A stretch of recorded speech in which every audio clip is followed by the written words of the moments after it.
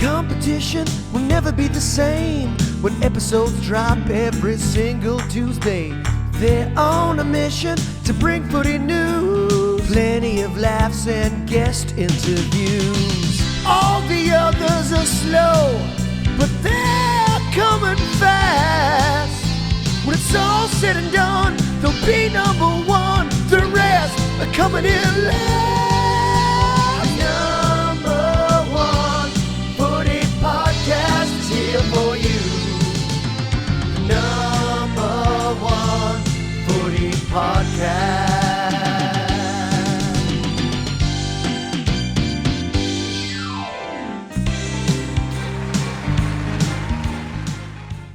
G'day guys and welcome to another episode here of the number one footy podcast. We have an incredible show lined up with a very special guest, don't we, Dutchy? We do have a special one of my absolute best buddies, Mr. Russell Robertson. Look forward to having him on. Absolutely. Coach, how you doing? I'm doing great, mate. What a weekend of football we've had. Absolutely. But I really want to hear the rest of the story. Well, we're going back a little bit now. It's over 20 years ago now. I think 2004, I think it was. And we were playing Carlton, obviously Collingwood rivalry. We know how strong that is. I was doing a bit of tagging in those days, as you might remember. And I had a very good record on a fella by the name of Scott Camporelli. And this particular day, it got a bit rough and tough, and we were running away from the footy. You know, we were winning comfortably, by the way. And by the way, I was absolutely smashing him. He was like my bunny, absolute bunny. 80 metres from the footy, he was running towards goal, right in the middle of the ground, and the ball was obviously in his back pocket, and he was running forward. Next thing you know, I just see a flying elbow straight in the bridge of my nose. And I'm out cold on the ground, basically. But we'll show some vision of it here too, because there's some good vision of it. It was a pretty full-on day. The crowd were going berserk. No one actually saw what happened and why I was laying on the ground. The commentators were saying Holland's on the ground. No one knew what happened. And Bucks came over to me, and he ran up and goes, "Who was it, Dutch?" And I said, "It was Campo." So he goes, "Right." And then he just stormed off. And you can see the vision. He runs straight over, and it was 5 minutes before halftime. So the siren's gone. Bucks was over there. The boys were into it. They were remonstrating with Campo. He tried to grab his jumper and pull him to the ground. And I remember Prendergast was tagging Bucks that day, and he was trying to take him away from the ruckus. And anyway, halftime happened. I basically got my nose strapped up and said, "You'll be right, son." Off you go, straight back out. I've been knocked out, broken nose, and I was straight back out, straight arm across onto Campo again. But there is a famous tackle where Bucks comes out right after halftime, a couple of minutes into the third quarter, and he just lays him out straight into the turf, and the MCG just goes whoa, and just erupt. It was pretty cool. So I had my own little mini, well, not a mini bodyguard because he was a big boy Bucks, but a big man. Yeah. I had my own bodyguard that day, making sure he protected me. But we had some great tussles, and that was just one of those. But hey, I will give you a little bit of inside information about this, if I may. I know this is a little bit long-winded, but what happened that week is Anthony Rocker actually got done for striking Mick Martin that day. So both clubs had come together and said, "What are we going to do about this? This is what you guys say, and this is what we'll say. Let's get each other off." I was being investigated, and Pebbles was up for a charge, and we said, "You get us off, we'll get you off." And we made a deal, and we made both incidents go away, basically, both clubs. So that was... Vic Byers. It's still going on. Happened with Cripps' Brownlow year a few years ago where he got off. Should have gone. They're still doing backdoor deals. Still happens. The brown It'd paper be a bit harder to do these days, though, wouldn't it? Well, Dutch. By the way, am I going to get in trouble? No, you'll be right, mate. I'll talk. I don't have a contract with the AFL anymore. Mate, I'll talk to Dill, sort it out. Don't worry, you'll be fine, son. But talking of big hits in Carlton Collingwood, there was one on the weekend that's got a lot of... Well, it wasn't that big, let's be honest. I don't think it was that big. Do you think it was that big, Joe? I think it was worth 2 weeks. Yeah. Get out, son. What did he do? But He's a Collingwood supporter. He's a Collingwood player. No, look, it's weeks in the modern game. We understand that. And Houston. he's put himself at risk. He probably looked away from the footy. Came in a not little like- bit late. Elbow was in the vicinity. There wasn't too much crazy malice in No, it. no malice in there. No. It's not my But it's enough to get a couple of weeks. Well, you got two in the end. Was You got it? two in the end. two in the end. Yeah. Not my favourite Carlton Collingwood hit, by the way. No. No. What's your favourite? Mock Bell on on Lygon Street with Jimmy Papadopoulos from Smith Street. that was my favourite Carlton Collingwood hit. Are those the two guys that were caught with the guns at the ground? It could have been, mate. potentially. Could have been. That was a bit strange, that whole thing, wasn't it? How did they get in there? How do you? It makes you wonder if these things are setups or something's going on. It's just 100%. strange. Because they search everybody. Yeah. How do you not search these two? Yeah.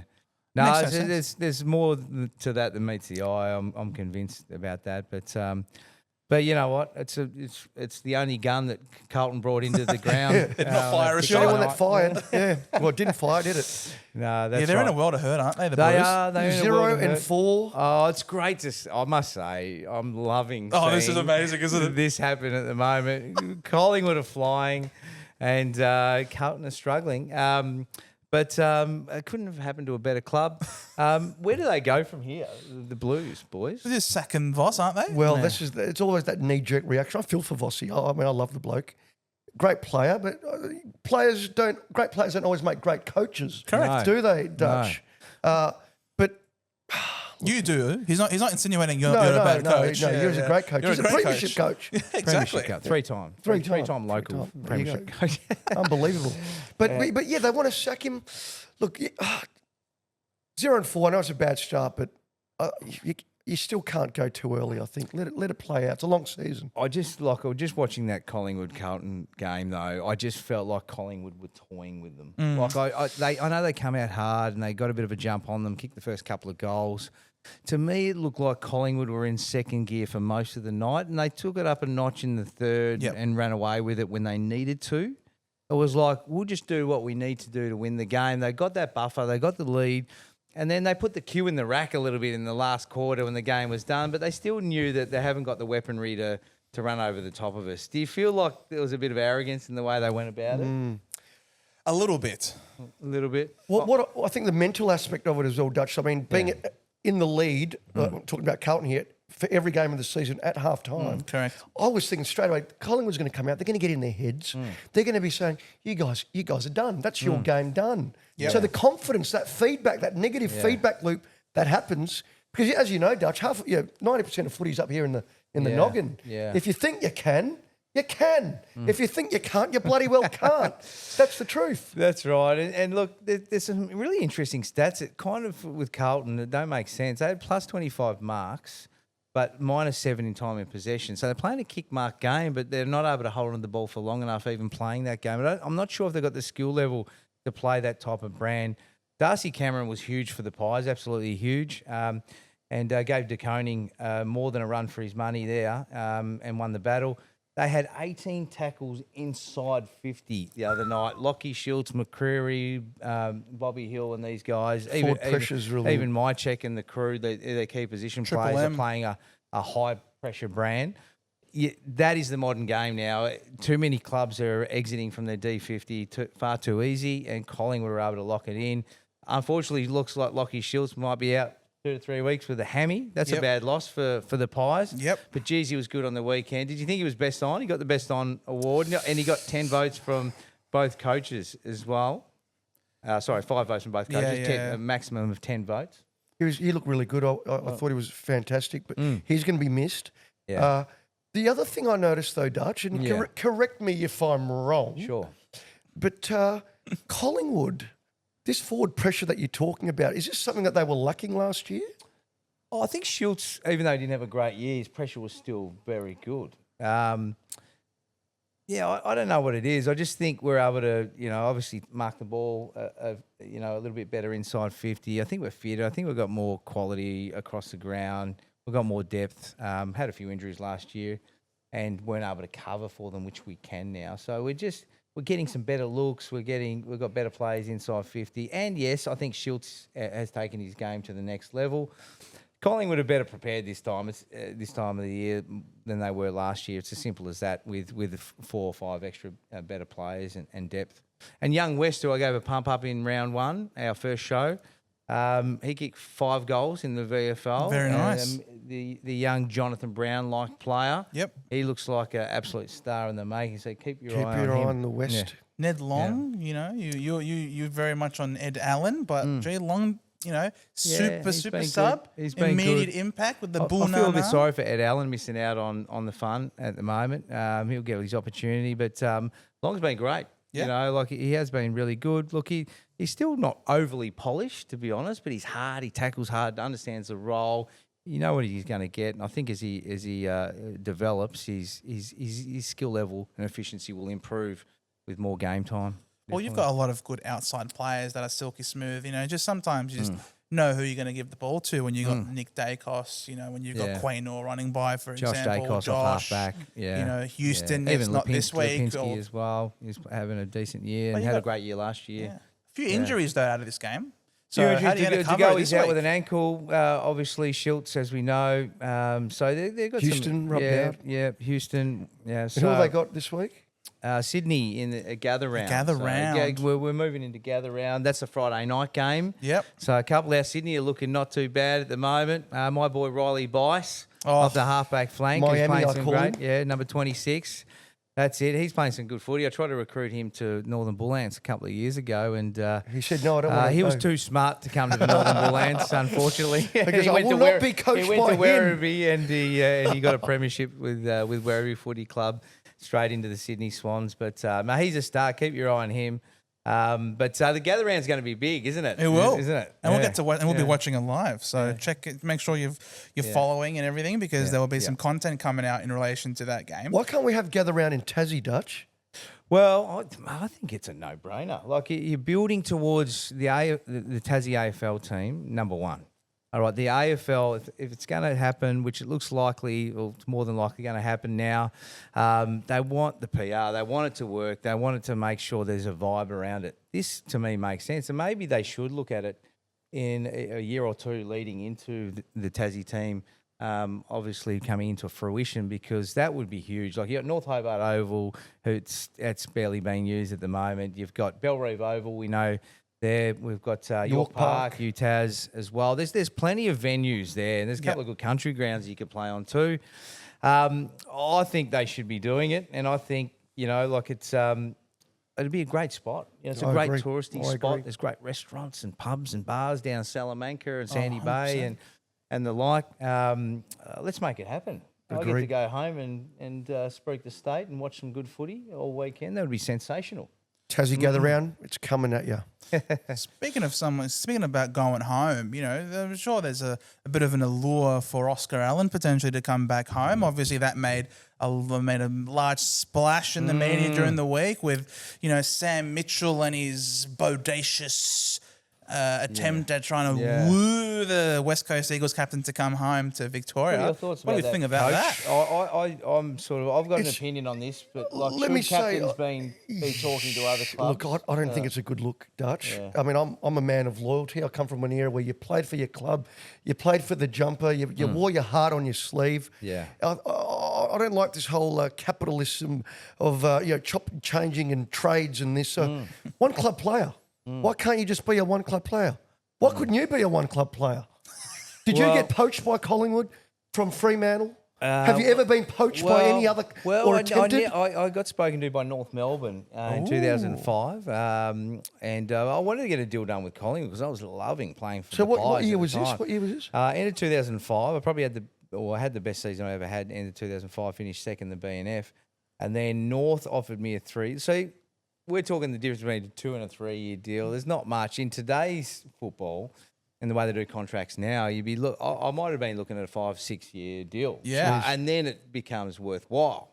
But for an extra $20,000 a year and one extra year, you're going, I think I'd rather play at the Pies than North. 20 grand, that's all the extra they were Yeah, offering. that's all they were offering That's me, just unfortunately. a night out at the old, the old Boutique. boutique.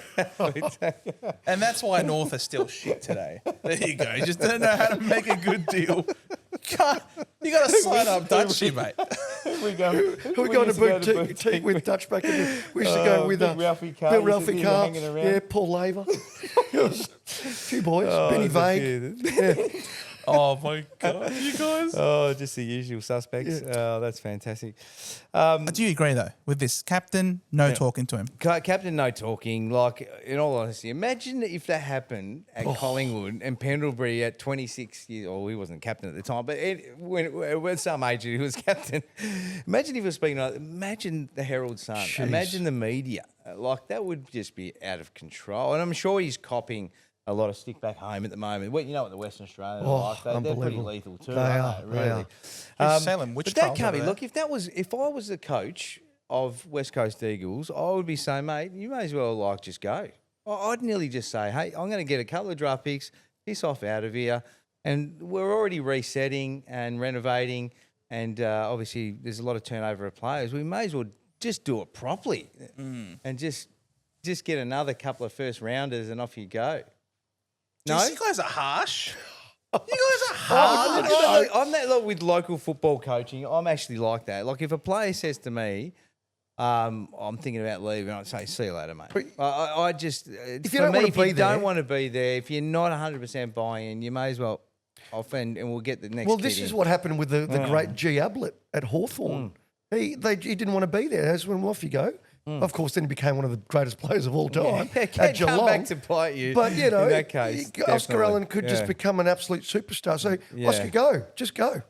Just go. Who said he just go wants and to become leave? Gary Ablett Senior. Yeah, go. The second. Become the new god of the AFL. Yeah. Who said he wants to leave? Jeez, you guys are really harsh. Maybe he's just meeting up with ex assistant sometimes coach. we're just hearing things from the media, aren't we? And it's Yeah. not Just always the planting. truth. Like, Correct. what if because he would have had a connection, no doubt, Especially when if he was at West Cam Coast. Corns Mitchell broke was at the West news. Coast, Correct. I'm assuming.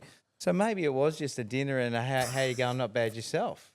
Could have been. It could be a little bit better over at the Hawks. You know, I'm sure that some shop is spoken about, but like seriously, I think the guy's been absolutely crucified for this, and I think he's allowed to accept a phone call from someone. Geez, you're not going to put your phone on do not disturb. No, I'm not going to talk to you. Why doesn't he come out hard in the media and go, hey guys, let's just get a couple of things straight. I'm friends with Sam Mitchell. I caught up with him for dinner. Purely based on friendship and friendship only. I love the West Coast Eagles. I'm leader of this footy club. I am determined to turn this club around over the next few years. And what you say is completely irrelevant. You don't know the full story. Why isn't he saying that? Because when he's gone at the end of the year, he'll have egg on his face. Yeah, Exactly. What kind of egg? So he's entertaining the deal. There's no question about that. Got to give him the benefit of the doubt. yeah. The same way that I think Adelaide have to be given the benefit of the doubt a lot more by the AFL because they were robbed again. Absolutely, the Crows were robbed. Right in front of me. Right in front of me. They were robbed. Jeez, they've been stiff last couple of years, haven't they, Adelaide? You know, like they. Yeah, I mean, it was either a mark. Was it a mark? It was either a mark or it was a push in the back. It's a free kick. It's a free kick. Yes. Yeah. It's not a mark. It was nearly a mark. It bobbled out. He pushed him forward. But if you go and watch, there was two Isaac angles Rankin. that they showed. There was the one that with the sky view, which looked like it was a clear free kick. And if you see there's another angle where the umpire was watching, the free kick doesn't look as clear from the umpire's angle. So just backing the umpire here a little bit. Wow. It looks like it was nearly a mark and nearly a free kick from that angle. But when you're watching it on TV, it looks like a clear free kick. It does. Let's have a look at that. have a look at it You can see again. for yourself. They got robbed again. They got robbed again. The Crows, they're feeling really stiff about it. But look, they seem to be a really exciting team, though. I mean, yeah, they've just fell short. They were denied. But they came up against the really red-hot Gold Coast Suns at home. Again, they're solidifying that fortress. I cannot believe you were saying this. Just that phrase, red-hot Gold Coast Suns. I mean, it's not something we've heard many, during their time in the AFL. Correct. But they are playing well. Dimmer has got them working for each other, playing with heart. I think that's all the missing link all this time is just getting to the stage where they're all getting to those players from 23 to 25. They're high-quality players. They've had academy after academy player over the last 3 or 4 years. Yep. They've all come through together. You can see how they're, the Gold Coast beat the Northern Bullants in the VFL by 130 points on the weekend. Wow. So there's Just depth. that There's a bit of depth there. They've been flying their VFL team for the last 3 or 4 seasons now. There's that much depth and that much talent in that group. It was eventually going to happen, but a little bit of the last ingredient with Hardwick was that ruthlessness and that hard edge and that intimidation, because they're getting in the opposition phase. You saw Mac after the game. What did you think about that? Mac Andrews getting stuck into him. Andrews getting stuck into it. Well, I'm not a big fan of that when the game's done. Carried away. Oh, look, that was a bit of Mac's return of the Mac once again. Return of the Mac. I loved it. I could turn a song out of it. But did you ever play on Dimmer, Dutch? Yeah, I played on him a lot actually. And what was he? Was he as hard as? It was hard to get a kick on. Like he was just old school, arm across, hard at it. In those days, you wouldn't get any space. Like you're playing forward pocket. If you got off your man you got 2 meters on your man, it would be like just take it and take advantage. But obviously these days they play in zone off and they roll off onto different opponents. It's different now. He was hard to get a kick on. Yeah. Although I've got some vision here of me kicking goal on him on Anzac Day. I'll just roll it if we can. Let's have a look at We just that. thought about that. Actually, I'll find that. We'll make sure we get a good look at that. It's there. It is there. We just got to find it. Yeah. Somewhere in the archives. Oh, I've got plenty of archives. All right. Yeah. I had about 3 highlights in my career, so I've got to show at least all 3 of them before the year's out. Well, we're gonna have to. We've got a special guest lined up. You obviously mentioned him earlier on. We've got your good friend Russell. He's going to be coming on. So let's have a look and bring him on. And guys, we have, as you can see here on the couch, a very special guest, none other than Russell Robertson. Robos Boss Boss is in the house. Welcome, son. Welcome. Thanks, guys. I miss you, mate. I miss you too, We mate. haven't seen much of each other lately, but It's we caught up for ridiculous. coffee the other day, and you was had old times, you had a wasn't bit of a whinge about Melbourne and a few other things as well, which is good. And Got you the said- old Robbo back. And you said you should come on my podcast and whinge about Melbourne. So here he is, and we expect the ultimate whinging, please. That's why you're here. I'm a good All right? whinger. I'm a good whinger. Yeah, good whinger. So, but yeah, we may as well get straight into it. Let's Will get we into it. straight into it. Let's All get right. into it. We'll talk about old times later. We need to find out what's going on in Yeah. Melbourne. Yeah. Tell us. Oh, it's a difficult one, isn't it? And look, you could put any number of things to it and go with whatever the media is talking about now and say, yeah, well, that's obviously it. And look, everyone's trying to find out. You know what it's like, Dutch. The club on the inside knows what's going on, and they keep it pretty, closed book. And you hear things, things get leaked, and you don't know what to believe. And look, I'm not on the inside, but I certainly work for the club, and what I can tell you is from a supporter perspective and what I know about the Melbourne Football Club and its history, that it has its challenges. Yeah. Melbourne Football Club will always be a challenging club, and it goes back a long way. I mean, you look at the teams that you barrack for, the Bombers, Carlton, Richmond, Collingwood. They're a suburb, right? And we're Melbourne, and our identity has always been a little bit. Well, what is Melbourne? What are you guys? You're insipid, and that's just the instant thought. Because you don't see it as a town and a suburb, you don't see it as a parochial. Did you say insipid about your own Insipid? No, it seems that way because Yeah. we grew out of a ground. We're the MCG, MCC. So those challenges have been really, hard for us to find a place to train, to land in one spot and keep our supporters happy as well. So that doesn't excuse the situation at the moment. I think certainly there are some issues with the list and what's going on in the forward line and the connectivity.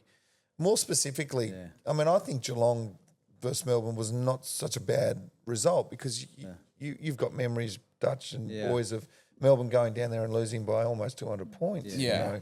And you sort of go, well, I hope that doesn't happen again. And up till 3/4 time, we're in it, right? 10 Correct. points. Well, it's So- the biggest home ground advantage in the AFL Oh, yeah. from mine. Like with the percentage of wins that they've had, it's proven. Really, isn't it, Unbelievable. at the end of the day, and the dimensions of the ground, it's skinny and long. They train on it. Well, you a know, lot as of a other clubs Colling- don't train on their own home grounds as You well. know, as a Collingwood player going down to Geelong, oh, that's right, Collingwood never played down there. No. Only Melbourne No. do. You know? It's Only one the of- shit team.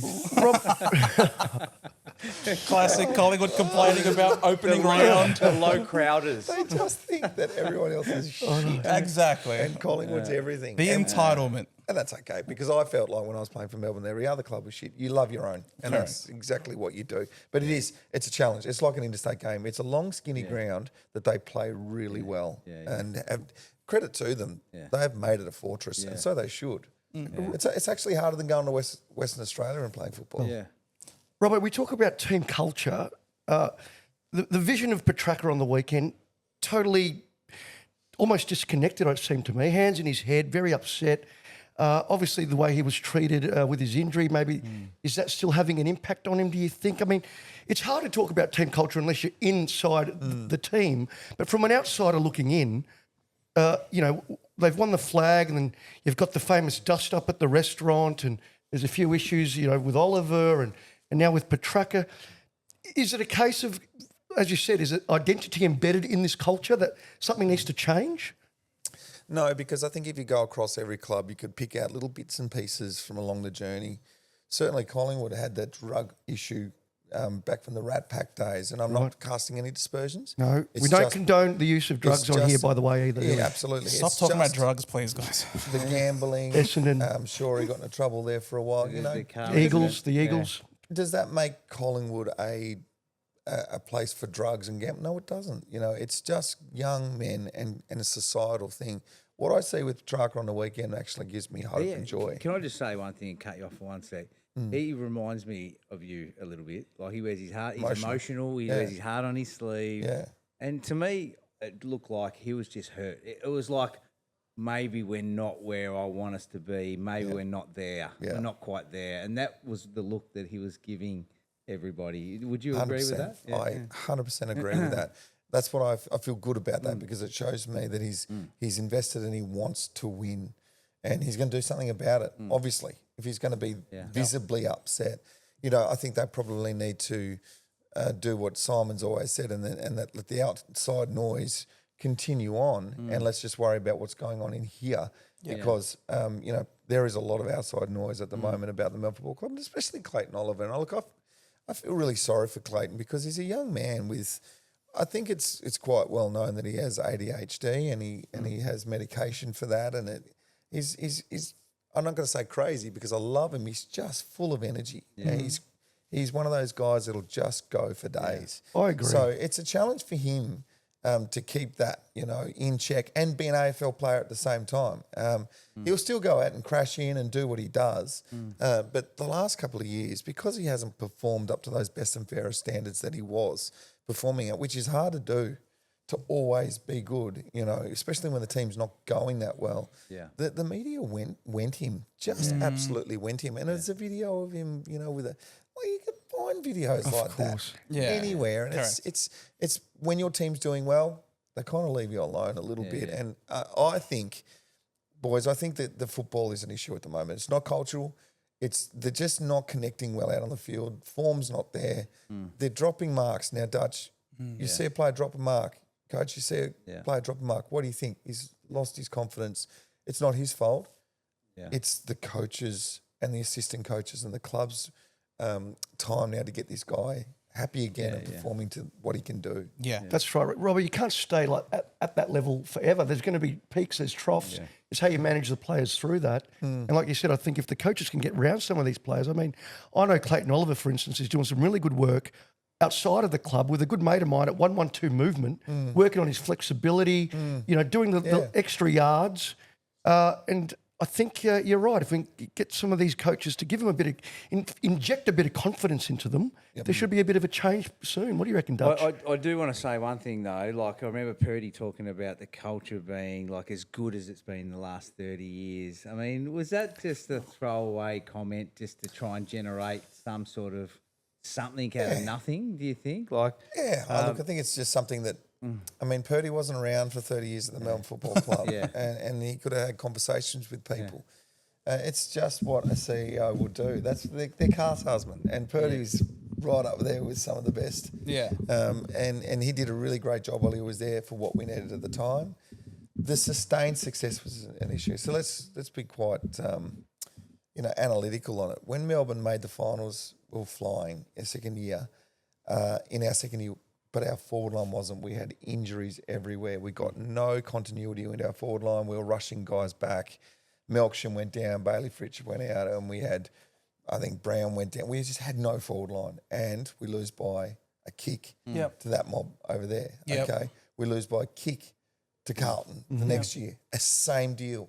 Max was injured. Clayton had a broken hand. Petrarca was injured as well. So we just had some poor luck.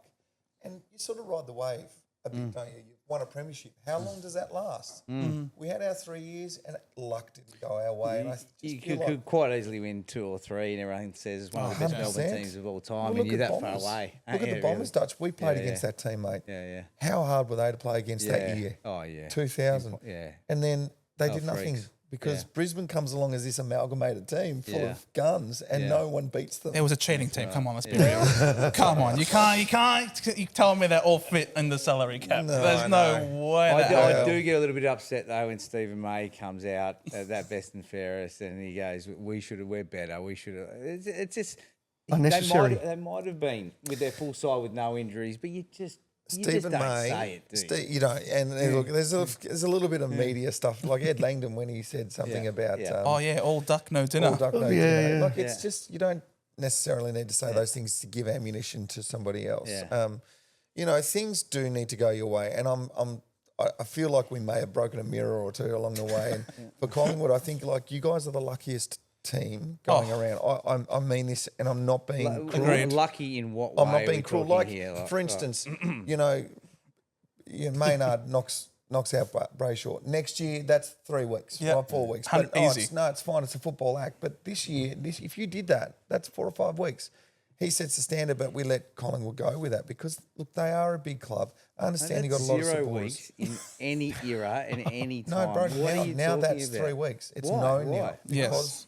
Because of what's happened with Brayshaw, the AFL secretly goes, look, there's a real big issue here and everyone's fired up about this. We need to change the rule now. So things change. Talk me through the rule change from that year to the Well, next. it comes down to effect now. It comes down to whether you leave your feet, you choose to leave your feet, and if you hit the head, high contact. There's still got to be intent. There's still got to be whether it's an accident or not. It doesn't matter if it's an accident anymore, Brodie. Correct. You're living in the old school, mate. It's not accident anymore. You can't use that. So phrase I'm even- as saying if there's accident. no intent and it is an accident It doesn't matter. and there's 2 actions I'm as well. with 'cause there you. was 2 I hate actions. it. He jumped off the ground. I hate it. I think that happened again, regardless of the new rules that you're talking about. I reckon it's still 0 weeks. If it's incidental contact, No way, I can't 0 believe weeks. what I'm hearing. No way, 0 weeks. The Collingwood nut.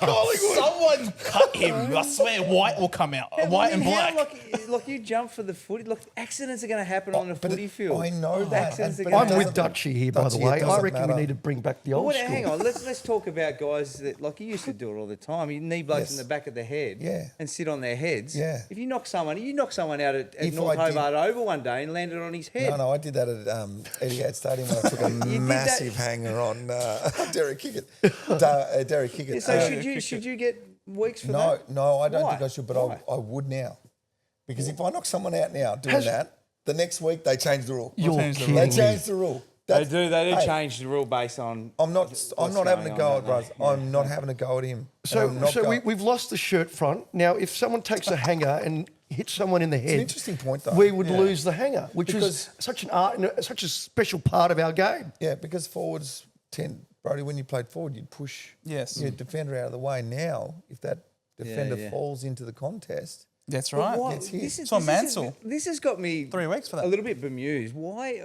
It tends to happen every year. Something happens where you get 4 or 5 injuries out of one incident, and then they change the rules. Like that might happen and not happen for another 3 years now. Yeah. That I don't know. Maybe I'm wrong. what I worry But- about, like even in rugby, in the Storm, we've got that big guy. What's his name? Munster. No, the big fella that runs in and gets weeks all the time because he hits him in the head accidentally. He just gets weeks because rugby's cleaning itself up now. I don't need to know names, and I should remember his name, and it doesn't matter.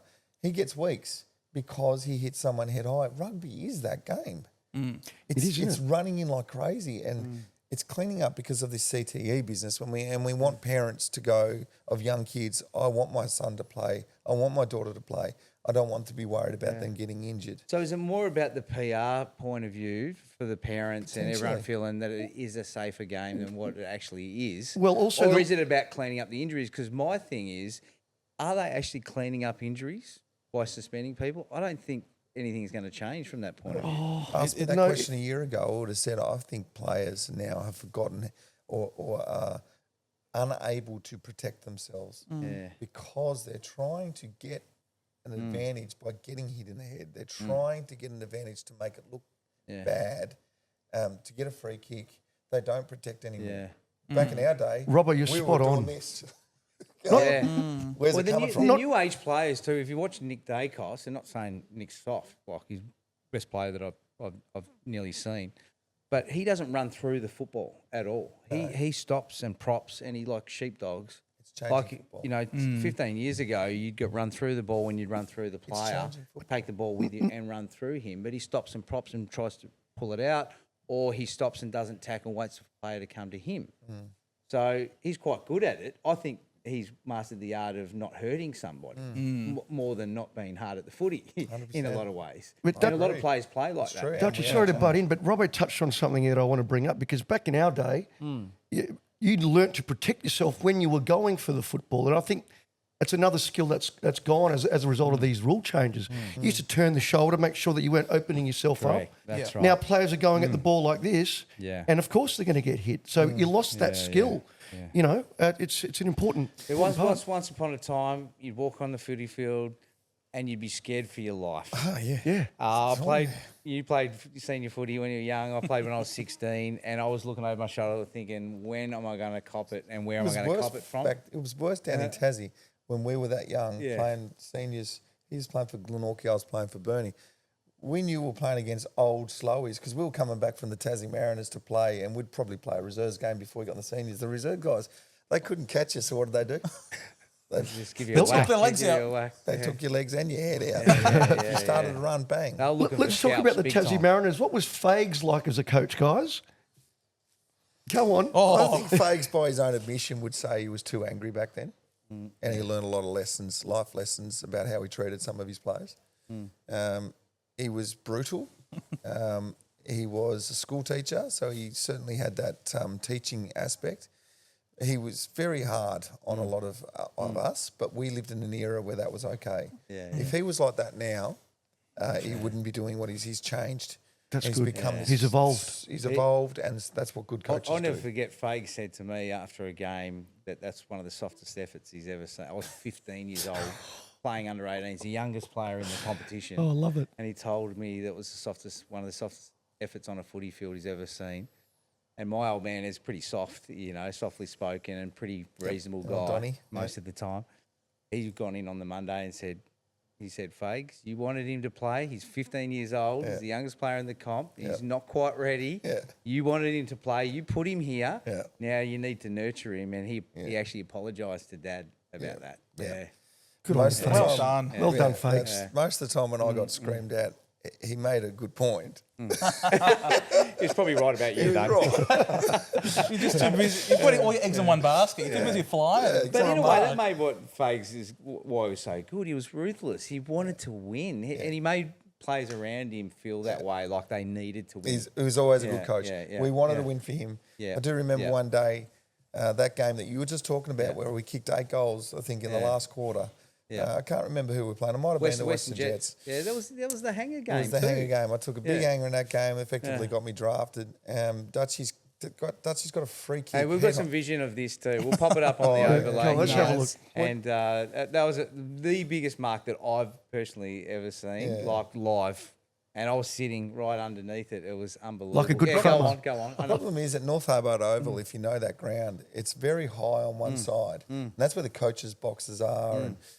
And there's old tin coaches' boxes too up on big stilts. Yep. Anyway, Fake sits in there and the camera's up there. So it probably doesn't give it as enough justice, really, in terms of it's looking down on it. Yeah. But anyway, I was up as high as I'd ever got. I never got any higher than that in my entire career. I think I went back. I don't know if we kicked a goal, but we were behind and we went crazy in the last quarter. Yeah. So Dutchy's got a head-high tackle, which he always got. He was the original and the best Ginnivan. Yeah. Always. He's so good at it because he's so small and he just ducked down and then he goes back to his kick and I'm like, Dutch, you got to kick this, mate. Take your time. And he goes, I never miss set shots. Literally, that's what he said to me. And he didn't. He never missed set shots. When they're playing for Tassie and he went back and slotted it, got us in front. They were good times. The ball's gone in the back line. I think we're a goal up and we've repelled. It's come to the wing. I've taken a contested mark on a guy that was taller than me and I think he just was pissed off that I'd taken this mark. He threw me to the ground. So I'll fall on the ground and pretended to be all hurt or whatever and looking at the umpire going, 50, 50. And then you hear Fags yell out from the tin surrounded coach's box, stop showing off. And it reverberated throughout the whole ground. And it's on the vision. That's like, That's right. oh, I'm getting in trouble after this game. You know what? I love hearing you guys recollect about your Tassie days. Obviously, there's a team coming through. Yeah. Is there any chance you're going to switch teams? Will you go from Collingwood to Tassie or Melbourne to I'll Tassie? definitely be a Tasmanian AFL team supporter. There's no question about that. It'll be 50-50 for me. Like, I love my Pies, but, yeah, well, look, we're a little bit like the Indigenous community, us Tasmanians. We're brothers. We love each other. You know, we follow each other's, like, I used to follow Matty Richardson and all those boys and, all the Tasmanians. We used to follow every one of their footsteps, the Rewalts, etc., and hope that they do really well regardless of whether they were in your team or not. 100%. True? Absolutely. I was on the ground, Gold Coast Suns on the weekend doing my work for Melbourne and I'll search out the Tasmanians. So Maverick's brother, Lockie Weller, was there, straight over, handshake. I'll go up to my check. Even though he gave me donuts, probably forgot who I was. Oh my God. Probably. Bernie. No Just way. go out to the Bernie boy, give him a shake. I love what you're doing. Well done, mate. Keep it up. Just support of the Tassie Brotherhood. So to answer your question, I'm the same as Dutch, 50-50. I'll be always a Melbourne person, but I will do anything I can to make Tassie work. Yeah. And there's issues, I think, surrounding the Macquarie Point. Dutch, you know a bit more about that because you're a Hobart boy, but down there it's a pretty special spot down there. It's a great spot, yeah. Oh, my God. If this stadium gets up and it's closed It'll in be glass unbelievable. roof, Yeah. it is going to be something to marvel. And you're going to want to go and watch football there. And I think that's why the AFL are really keen on it being as drawn. It needs to look like that. It has to have the roof.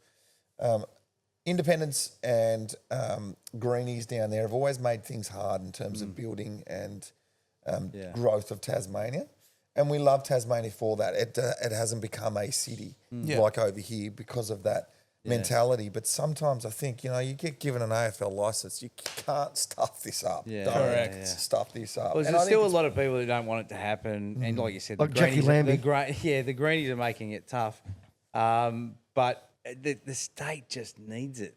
There is so many young kids, so many young people in general moving to the mainland for opportunities with work. There's so many good footballers that don't get drafted, but they go to the Sandful or they go to the Waffle or they go to the VFL or they go play local footy over here and get 3 times more money playing over here and get a good job than they do it back at home.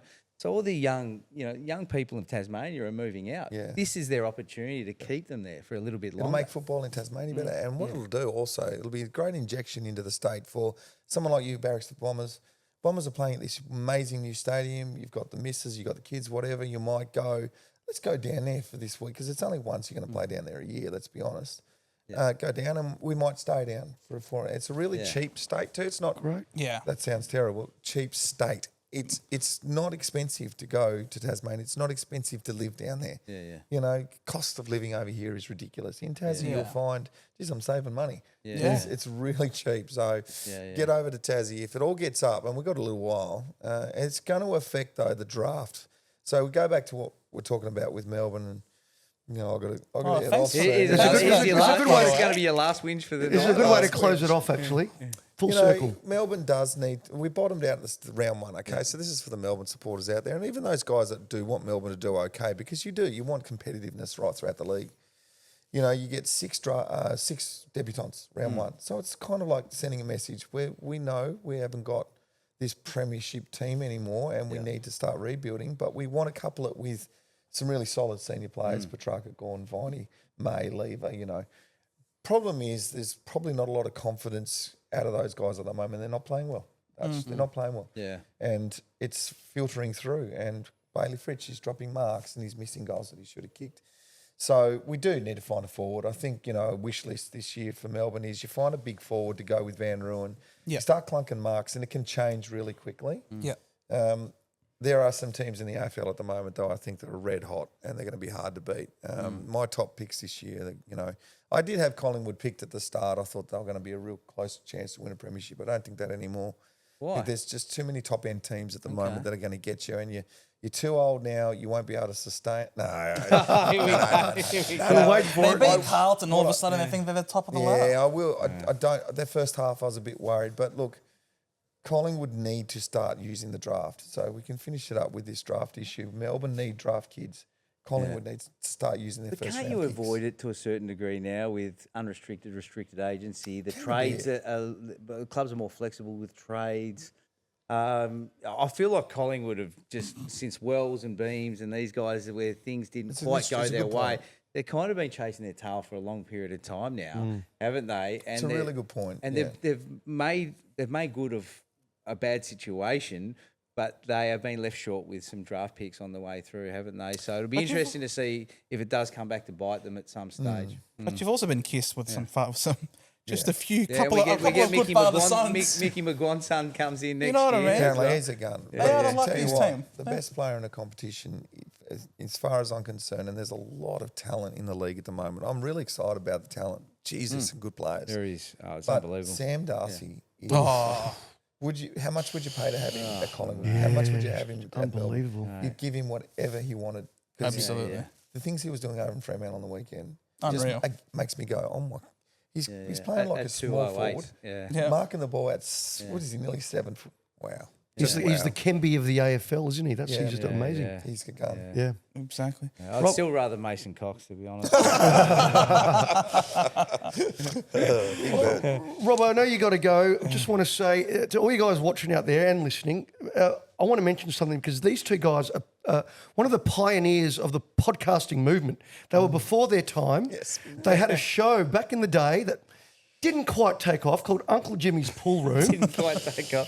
But I think it was because you were ahead of your time, you boys. What are your thoughts? We were ahead of our time, Robbo, would you say? Like, in all honesty. Like, You was were it- with the fashion too. Yeah. You were always ahead of it. I was like, that's never going to take on.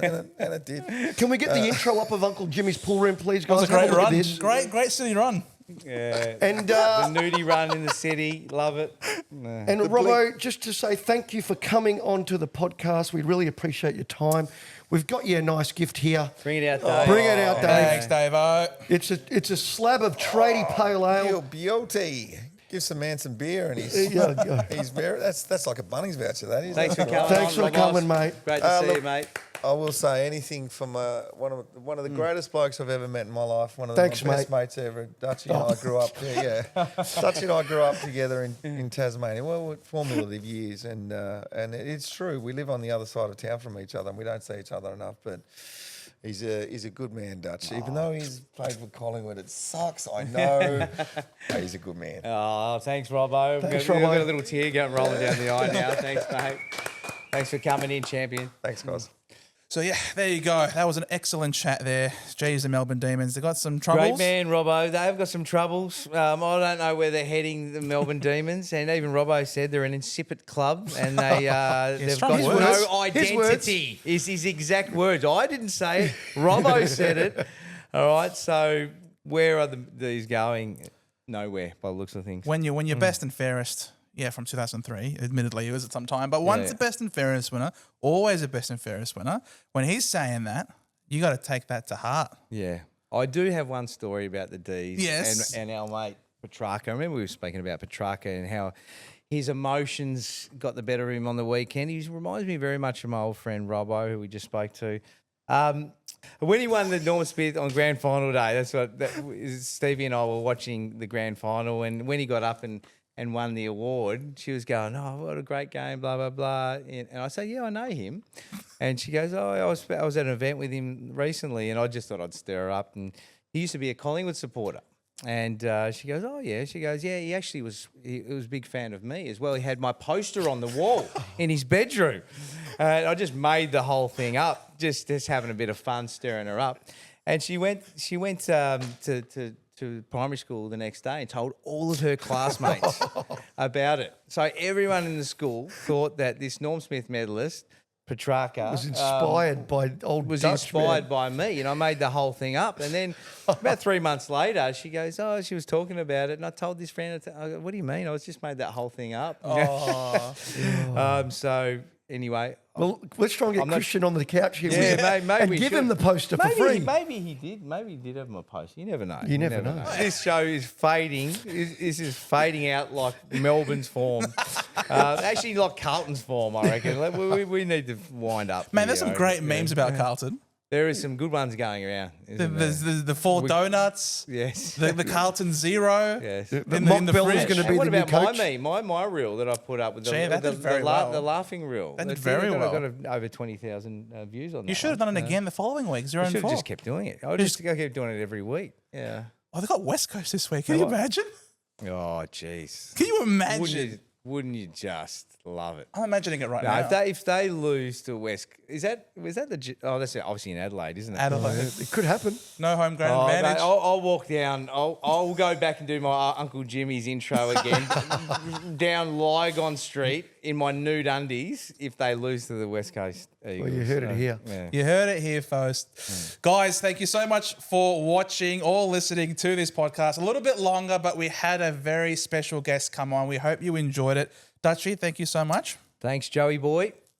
Coach, Always a pleasure, Joe. Dutch, thank you. Coach man. excellent. And guys, stay tuned because we are also going to be setting out our tips for the week.